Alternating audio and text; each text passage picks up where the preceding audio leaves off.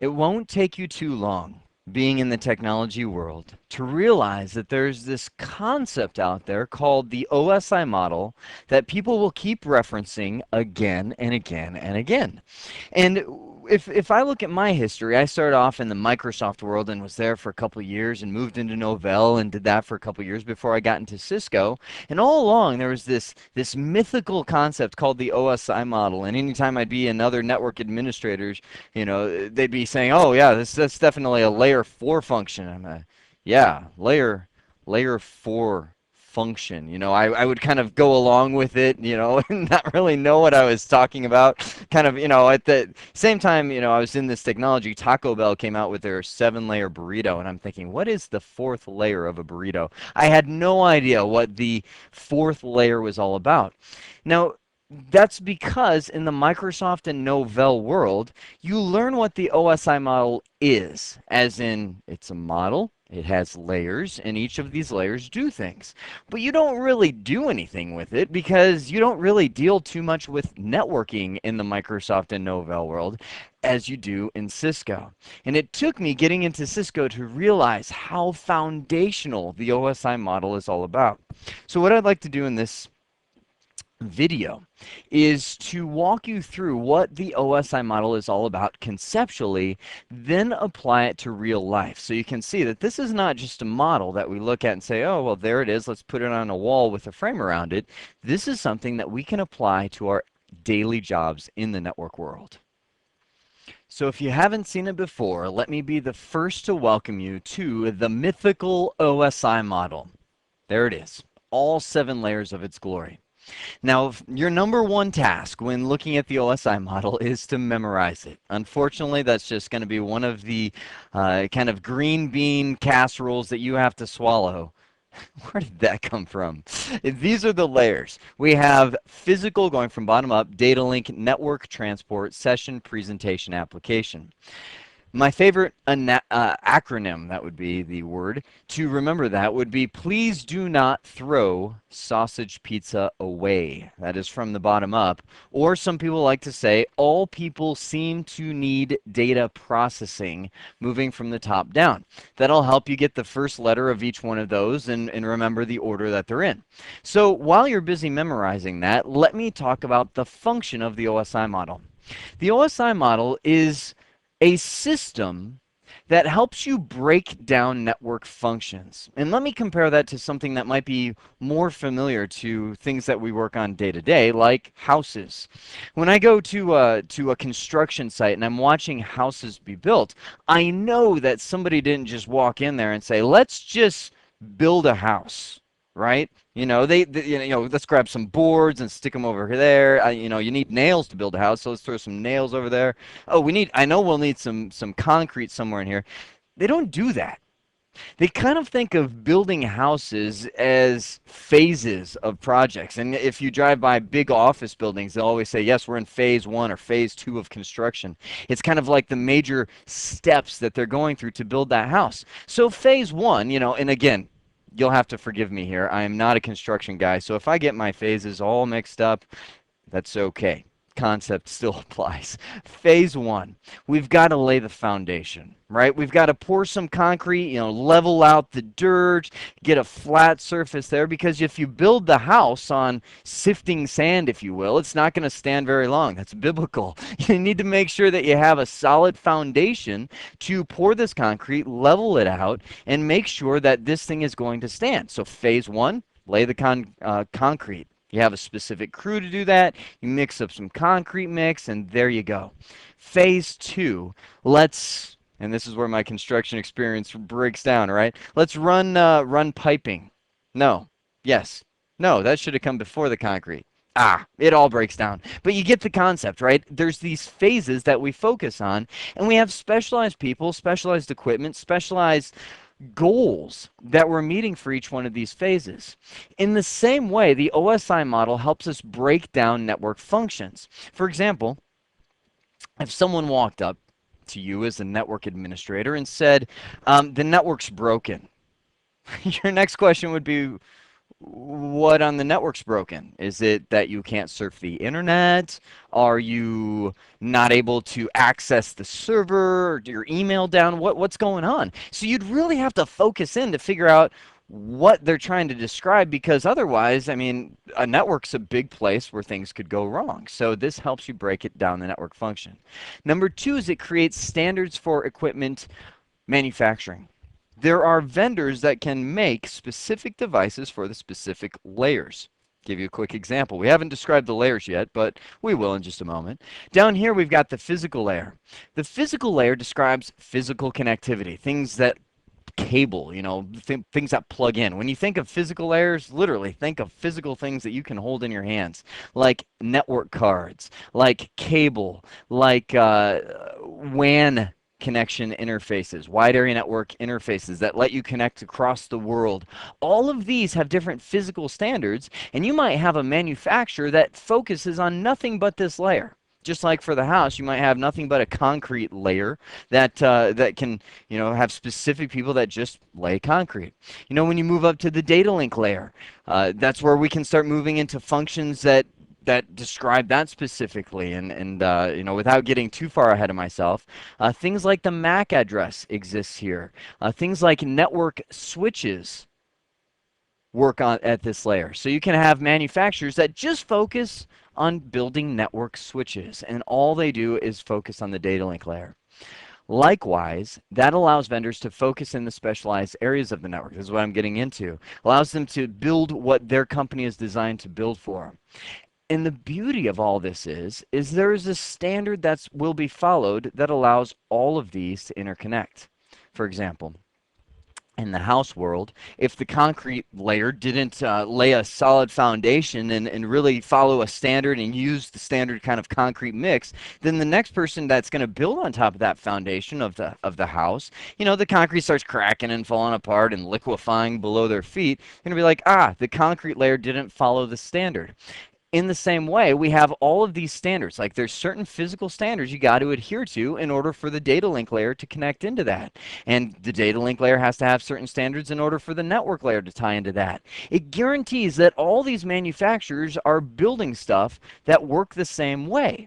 So that way I could buy, a network switch down here from, we'll say, Cisco, because they sell network switches. And then maybe down at the physical layer, I buy some cabling from. I just whipped around to look behind me. I'm like, what's a cable vendor? Quick, find some cable. Look at the tag on it. I don't know. From Cables Unlimited. That's a place I've bought from on the internet. So Cables Unlimited manufactures physical standards that will allow you to interface with that data link layer.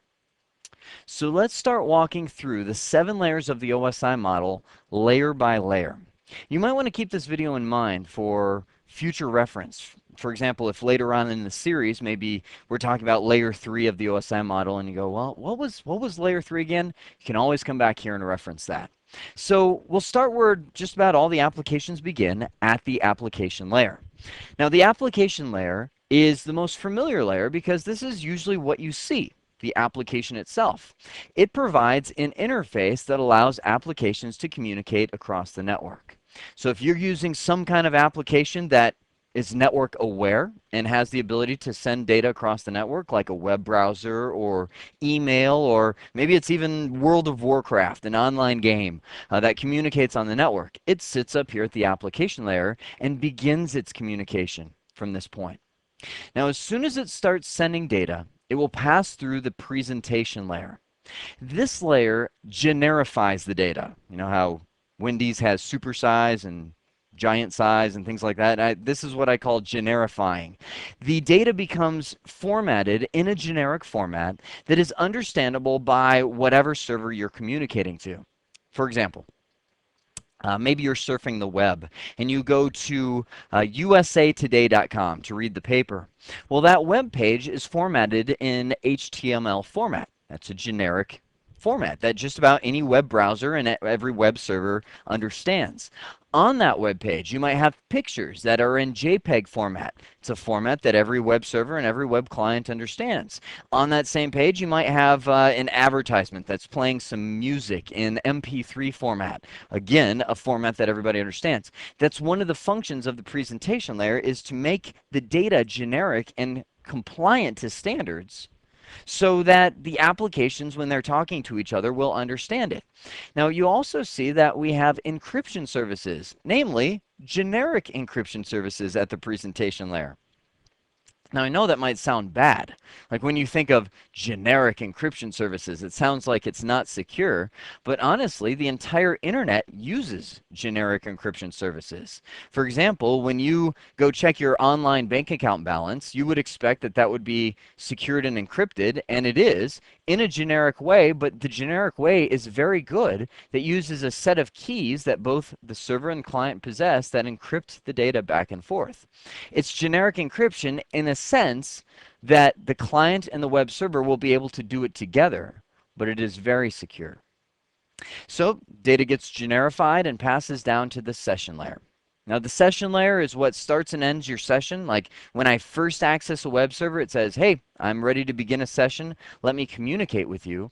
And it keeps all the sessions separate. For example, on your computer at home, you might have 5 different applications open at the same time talking across the network. You have to have some kind of system that allows, the right data to go to the right program, and that's the function of the session layer. Now, as we move down to the transport layer, I'm going to draw a line right here. And I fell off the edge of my pad. There. That is the line. I would say, if I were to categorize them, that in the Cisco world, all of this stuff right here is the least important. It is the least important because all of that stuff happens before the data ever leaves your computer. Meaning that those top 3 layers, check, check, check, is all handled by Windows or Linux or whatever operating system you're running. And really, when you're working in the Cisco world, you don't usually care about that. I mean, the Internet Explorer sends some information. It's been generified, so a web server will understand it. But the Cisco router and switch doesn't care because it doesn't look at it. Honestly, most Cisco devices never look past the transport layer. They just stop right there and say, I only care about stuff that's below that layer. Meaning, compare it back to the construction, I only care that the foundation is secure. I only care that the correct nails are used. So while it is important, of course, to understand what these are, as I draw a big X through it, those I would say are the least important layers. Let's look at what I would consider the most important. The bottom 4 layers, starting with the transport layer, which I would award the certificate of most important layer of all to the transport layer. The transport layer describes how the data is sent. Now, when you get into it, most of the time you'll have one big choice that you choose at the transport layer. You will either have the ability to send it reliably or unreliably. I'll just put un-r. Now you might think, well, explain that. What's the difference between those two? Because I'm thinking when I hear that I'd always want to send stuff reliably, meaning I make sure it gets there. And most applications do. For example, if you choose a reliable transport, or the application chooses it, because we don't choose anything, we open a web browser, it's going to choose a reliable transport. When it sends a packet to the server, it's going to expect that the server sends another packet back called an acknowledgement, meaning I got it. So when I send a message to the server and say, hey, I would like this web page, the server sends back a packet saying, I got it, and then it'll send a few more packets back to me saying, okay, here's the web page you asked for. So in the transport layer, we get to choose reliable to say every single thing that I send is acknowledged, so I know that it got there. Now, the reason that's beneficial is if maybe I'm sending a bunch of stuff, maybe I'm transferring a huge file across the network, and it's just sending a bunch of little packets to make that file up, and one of them, gets dropped along the way. Maybe it, hits a bad cable, or just gets scrambled and gets dropped. Well, since the computer didn't receive an acknowledgement back for that packet, it's going to back up and say, whoa, well, let me send that again. And it'll send it. And that's why every single time we send and receive files across the network, they all come through okay. And we double click it and it runs just fine. It's because we have a reliable transport. So with that definition, you might think, well, then why on earth would you ever choose to send something unreliably? Well, unreliable transport is typically used for something known as real-time applications. For example, one of the hot new things is voice over IP, meaning I have phones that run over the network. And as I speak into the phone, it's sending my voice in packets over the network. Or another hot thing is video over IP, where you can actually watch television online or stream a movie through the network and watch it on your TV. Apple has stuff that you can hook up to your TV that you can watch movies from iTunes. And the point of that is all of it is real time, meaning if it drops a packet and you're watching TV and you see a little glitch in the upper corner because the packet that showed the color for that glitch got dropped, so it just kind of scrambled it up there. Well, you're watching TV in real time. We don't, the packet got dropped.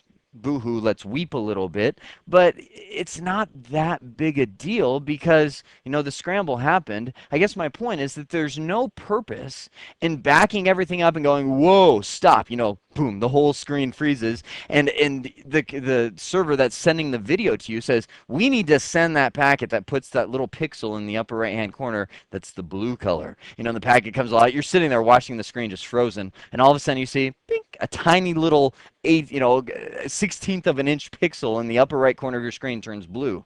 We don't care about that because it's all happening in real time. So to stop everything while we wait for the packet that was lost makes no sense at all. It gets even worse if you think about voice over IP, speaking across the network. You can't even imagine that. So things that happen in real time will typically choose an unreliable transport because if you drop it, it's gone. I don't know if you've ever heard of, what is that? Deep Thoughts by Jack Handey. But there's one of them that just cracks me up every time I think about it. It's just Deep Thoughts. It's a Saturday Night Live thing. You're watching just this beautiful scenery, and Jack Handey came on and he said, if you're ever walking in a mountain and you drop your car keys in a stream of lava, just forget it, man. They're gone. That's the deep thought. So in the sense, if you're dropping packets, just forget it. It's gone. Now, the other half of the transport services, or this transport layer, is something known as port numbers. Now, we're going to get heavy into port numbers a little bit later, but the transport layer describes what's known as well-known services. And what port numbers allow you to do is designate exactly what service you're trying to access.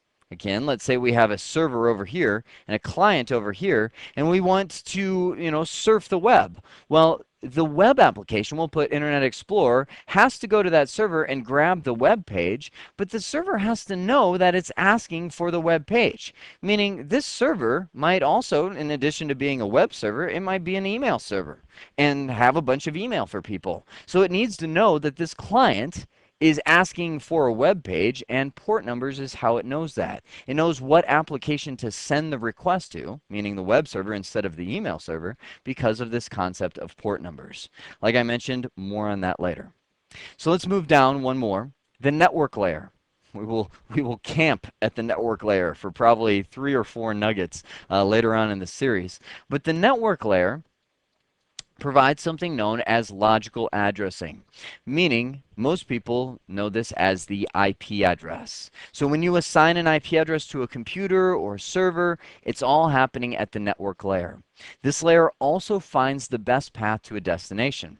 So when you go to www.cisco.com, the computer has to go around the world through the internet to probably San Jose, which is where a lot of Cisco hosting happens, San Jose, California. And from wherever you're located in the world, all of the routers in between have to find the best path to get there. That's a function of the network layer. You move down to the data link layer, right here, and now you have something known as physical addressing. Most people call this the MAC address. This is an address that's burned into a network card that when you buy a network card or a computer with a network card from the store, it's going to have an address that's physically burned into that device. Now that is used for communicating just on your local network, meaning it allows me to speak from my computer to the computer down the hall or to a server that's just a couple switch ports away. It's all local. It also ensures that the data is error-free. So as the communication passes down here, it's going to put a little check on there. So when it's received at the other side, and make sure that nothing changed from the moment it was sent to the moment it gets there. Now I know right about now, it's probably where you're looking going, wow, this is all starting to just become one big blur of technology. Don't worry. On the next slide, I'm going to go through these in a real-world example and show you how they're all used. Now the last layer that we have here is the physical layer.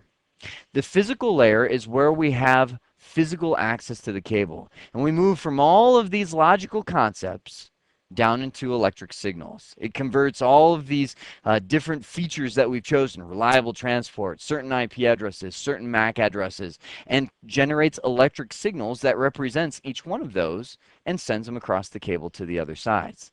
So most of the time when you're thinking of physical layer, or if there's a problem with the physical layer, you're usually thinking, oh, there's something wrong with the cable or the network card. It's something physically disabled in the network. Now that you've seen the OSI model layer by layer and function by function, let's take that theory and put it into a practical example in what I call OSI model in the real world. Now I have to warn you before we go through this example that this, I believe, will help demonstrate the OSI model much better than just knowing the definitions. It's kind of like if you're a doctor, seeing all the different equipment that you use, like a stethoscope and a shot needle and that sort of thing, and actually watching it in action. You really get two different perspectives. But I have to warn you that as we go through this, you will be seeing things we haven't talked about yet. Meaning, we may get down to the transport layer right here, and then we get into things called port numbers. And we haven't fully talked about port numbers yet, but we will talk about them. So if you see something that looks a little hazy, don't worry. We'll be fully covering that as we get into TCP/IP. So here's our story. We have a client over on the left-hand side that is using Internet Explorer to surf a website. We'll say they're going to www.cisco.com. So they go into their web browser and type in cisco.com. Now behind the scenes, that computer sends a message to a DNS server.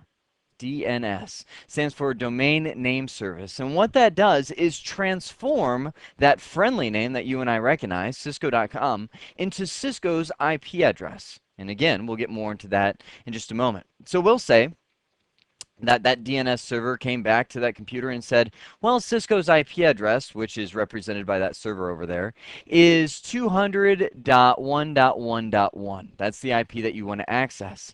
Now us over here, we'll say that we are 10.1.1.5. That's our computer's IP address. So now the web browser, we typed in cisco.com, behind the scene knows that it needs to really go to 200.1.1.1. So the application layer says, send me a web page, because that's what Internet Explorer's request is. In HTML format or HTTP request, it says, please get Cisco's website. It packages that request into a generic format, HTTP. That's a well-known standard that we know and love and we use every day in our web browser. This passes it down to the session layer, and the session layer says, okay, there is a specific request for cisco.com. I'm going to separate that, create its own session so that I don't get confused when I get all this other stuff coming back in. I mean, maybe this guy's listening to online radio and downloading from iTunes or something all at the same time. You don't want that computer to get confused with all the data coming in. It has to logically separate it. That's what the session layer does. It then passes it down to the transport layer. The biggest layer of all.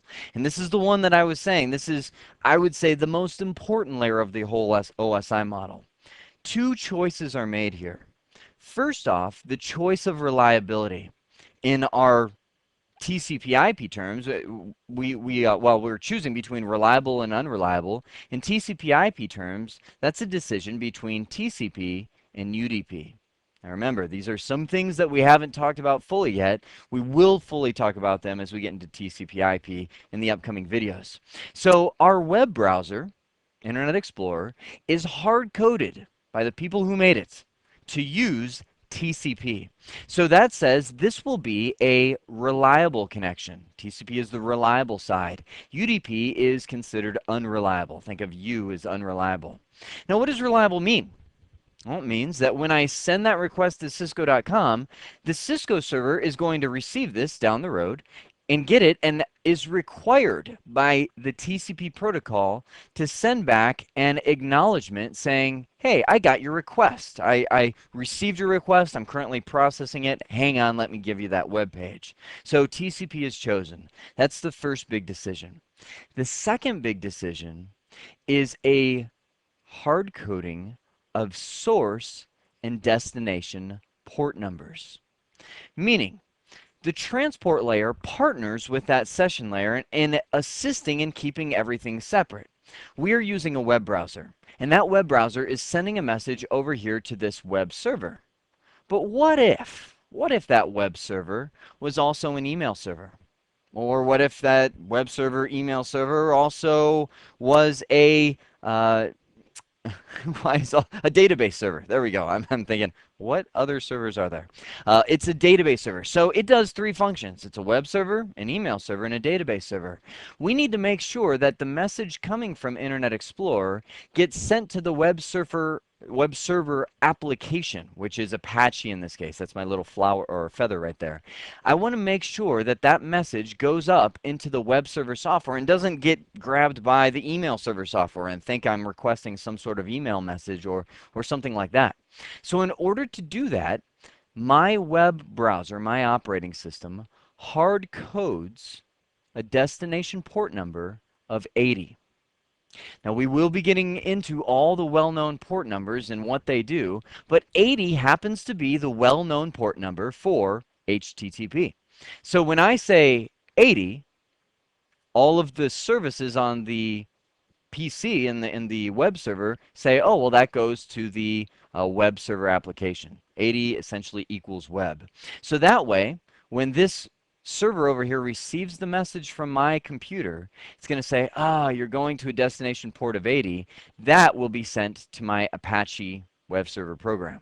Just to expound on that a little bit, the email server inside of there, maybe it's running Microsoft Exchange. That email server responds to port 25. So all the other email servers of the world that send email to that server would be sending it to a destination port of 25. But we're not going to 25. We're going to port 80. Now that's the destination port number. That's how I make sure that it goes to the right destination service. But I also mentioned that the computer will assign a source port number. That source port number is going to distinguish that web browser application from everything else running on my computer. For example, I might have not only that web browser open, but maybe another web browser that's at the same time going to CNN.com to get some news. Well, the computer needs a way to know that when all the data is coming back in, the data from Cisco goes to this web browser and the data from CNN goes to the other web browser. So this web browser is assigned on the fly. They just kind of make one up. It's known as a dynamic source port number. We'll say 1098. So when it goes to the web server, it's going to say, hey, web server, I'm going to a destination port of 80. The server goes, great, I'll send you to my Apache web server program. But it will also say, I'm coming from a source of 1098. So when you send back to me, please be sure to use that as your destination port number.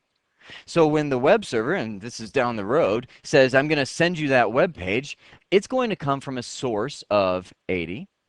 It's coming from the web server software. It's going to go to a destination of 1098.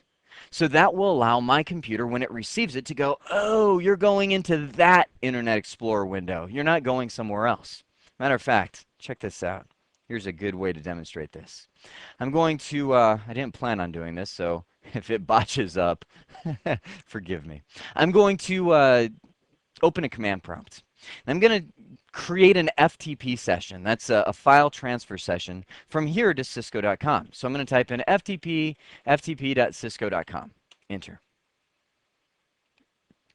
As I mentioned, I'm flying without a net here. Okay, good. So we connected. You can see that I'm sitting at this little user page right here for the ftp.cisco.com. I'm going to do it again. I'm going to open another command prompt window in this chaos and say I want to create another FTP session, FTP to ftp.cisco.com. Poof, I'm there. So I now have two FTP sessions. I'm going to open one more command window. I'm going to type in a command called netstat. That will show all of the open sessions coming from my computer to elsewhere right now. Now, my computer's doing plenty of things. I actually have connections over to a server called Win2003, so it's got some sessions going there. But what I want you to focus on are these. I have two sessions. Notice, check that. This is awesome. I love this. Protocol is TCP because FTP is also a reliable session. Local address and foreign address. This is me. This is where I'm going to. So locally, my IP address is 172.30.2.50, and I am going to FTP-San Jose, and it's probably hiding the rest of it. It should be .cisco.com. Windows does that a lot of times to make it look prettier. FTP-San Jose.cisco.com is that full domain name, colon FTP. Now, whenever you see the colon, that's where the port number comes in. So I'm going to a destination of Cisco's FTP server on port, well, FTP. I kind of go, because Microsoft likes to be friendly, right? And they hide a lot of the nitty-gritty behind the scenes. FTP actually uses port 21. Microsoft said, well, we recognize port 21 as FTP, so we'll just put the name there for you. But it should say, to be technically accurate and not pretty, it should say colon 21 to say that I am going to, foreign address, destination, I'm going to the FTP services on Cisco's remote server. Now I'm coming from, this is the other piece I want to demonstrate, my local IP address, colon 49,610 and 49,609. Now, what is that 49,609? We know the IP address is me, but those, the 49,609 and 10, are the source port numbers. When ftp.cisco.com sends data back to me, it will be sending it to the destination port 49609. So when my computer gets it, it goes, oh, great. You're going over here to this window. And the stuff sent to 49610, you're going to go over to this window. I have the two separate windows open up. Now, do I know which window is really 09 and 10? No, I don't know. Without getting into the operating system nitty-gritty behind the scenes, it just makes it up. And if I add one more to the mix, we're on a roll. Why not? Let's do it. FTP, ftp.cisco.com.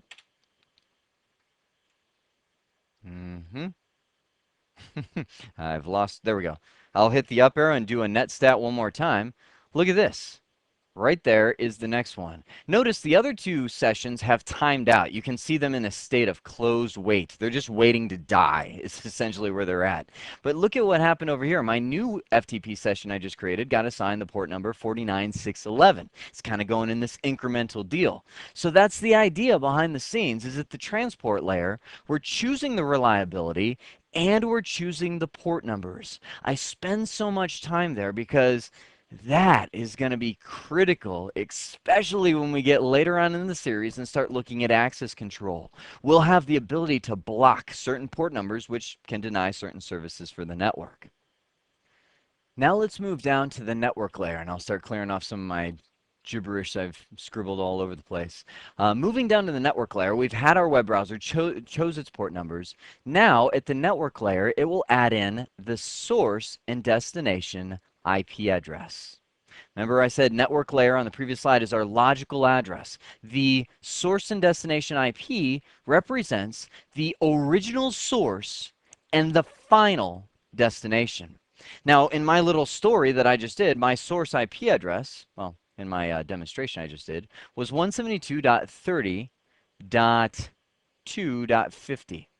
The destination IP address, oh, what am I doing? Somebody scream at me. Wah!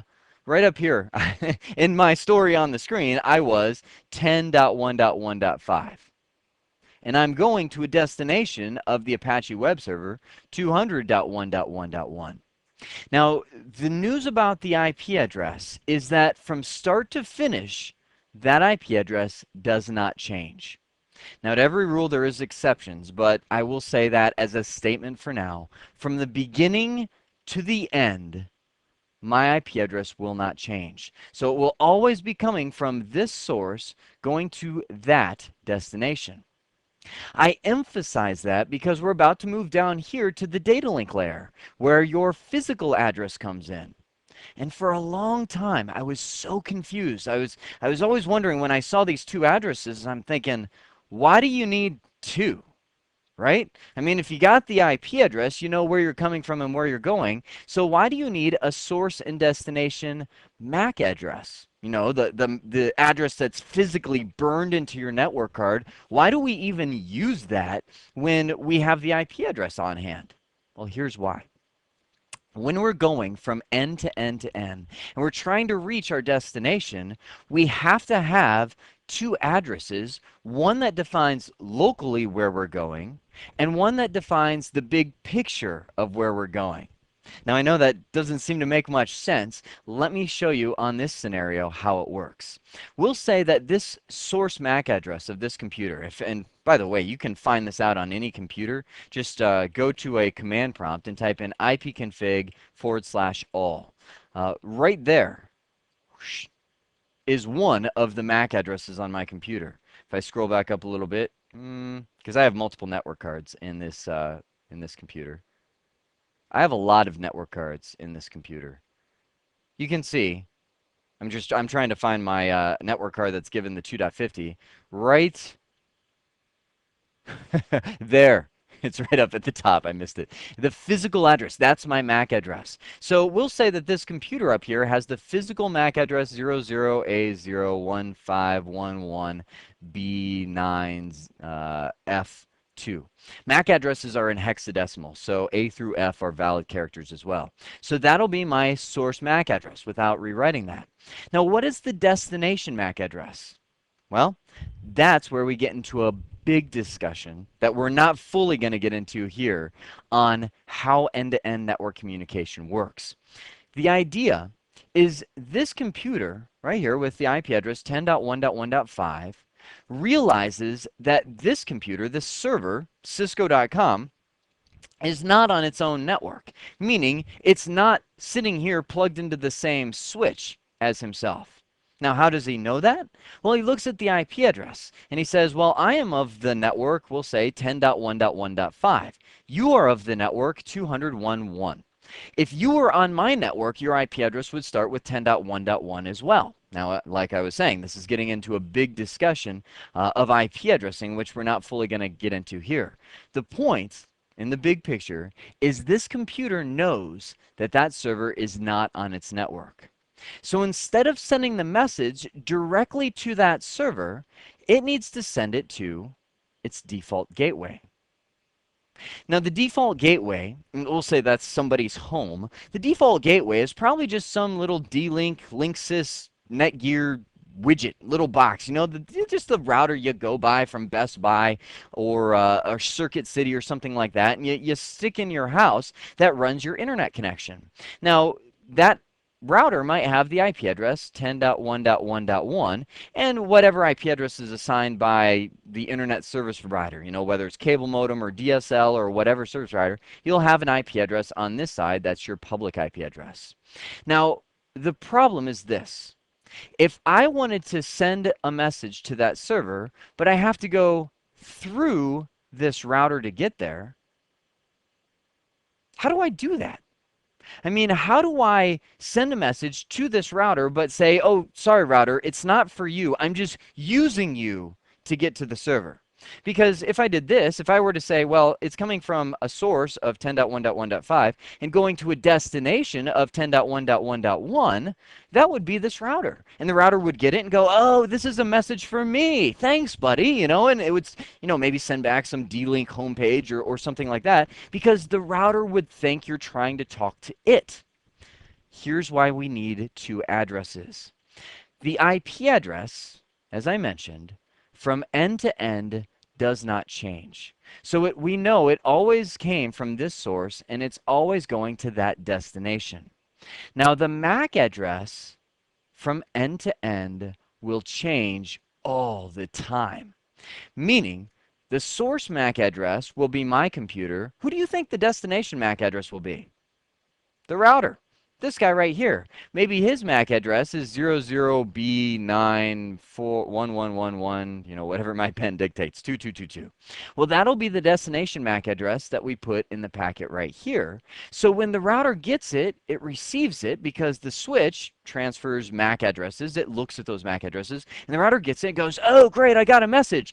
It's my MAC address. Then it looks up one layer at the IP address, and it says, oh, this isn't for me. That was a false alarm. I thought you were trying to talk to me, but I'm looking at that destination IP address, and that goes to cisco.com. And by the way, that's what routers do, is they figure out how to get to those IP addresses. So off your message goes to the service provider, and they'll figure out how to get to cisco.com. More on that as we look at end-to-end communication, but that is an overview of why we have to have two addresses in every single packet that's sent. Where are we? What are we doing? We're trying to get to Cisco's web page, right? HTTP request to the session layer. It separates it. To the transport layer, it chooses a reliable port-based connection. To the network layer, it says, this is my source, this is my destination. To the data link layer, it adds the MAC address, source and destination MAC address to allow the local network to get those messages. Finally, we're down to the physical layer, and out we go to the wire, received at the router, and then hop by hop by hop all around the world, you'll eventually get to cisco.com, who receives the message on the physical layer, physical network card. It receives that message at their web server, looks at the MAC address and says, oh, you're trying to get to my MAC address. Looks at the IP address, says, oh, you're trying to get to my IP address. By the way, that's how the server knows it's a message for it and not somebody else. It then looks up at the transport layer and says, oh, you're using a reliable connection and you're trying to get to my web server application. So I'll send you up further. Understand the HTTP code, separate session. The Apache application gets it and says, got it. Let me send the acknowledgement, the ACK, because that was chosen as a reliable connection. And then I will begin sending packet by packet through the exact same process the other way, all of the information that will give you cisco.com in your web browser. Isn't that amazing? It's just amazing to me that that happens so fast. I mean, you go to cisco.com and poof, there's the web page in your browser. And behind the scenes, this process that I just explained happens probably 50 times at 50 different devices for all kinds of different packets that make that web page up. Insane. I dare you. Next time you're at a relative's house and they go to google.com or something to find something, stop them and say, let me explain to you what just happened to put that Google logo on the screen. Actually, that would be a great test to see if you really know what the OSI model does layer by layer. Is try explaining that to somebody else. They say the way to really know if you know something is to teach it to somebody. So let me wrap up. I know we've gone a little bit long in this video, but hopefully that's okay because the OSI model is so key. We talked about this mythical OSI model. You will never talk about networking without hearing the OSI model mentioned at some point. We walked through the layers of the OSI model, layer by layer, looking at the specific functions, and more valuable in my mind was applying the OSI model to real life, watching those functions as it applies to network communication between two devices. I hope this has been informative for you, and I'd like to thank you for viewing.